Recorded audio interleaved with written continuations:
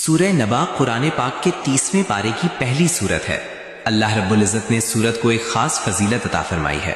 اگر کسی انسان پر رزق کے دروازے بند ہو جائیں، وہ جو بھی کام شروع کرے وہ پایہ تکمیل تک نہ پہنچے، ہاتھ میں آتے آتے رزق نکل جاتا ہو، معاملات طے نہ ہوتے ہوں یا کاروباری ڈیلز بار بار ناکام ہو رہی ہوں، تو ایسے شخص کے لیے سورہ نبا بہت مؤثر ہے۔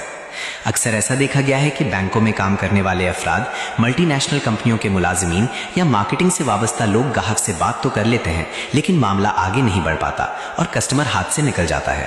ایسے حالات میں اگر انسان صبح کے وقت سورہ نبا کی تلاوت کر کے دعا کرے اور پھر اپنے روزمرہ کے کام کے لیے نکلے، چاہے وہ مارکیٹنگ ہو، لین دین ہو، پراپرٹی کا کام ہو یا دکانداری، تو اللہ تعالیٰ اس کے رزق میں برکت عطا فرماتے ہیں۔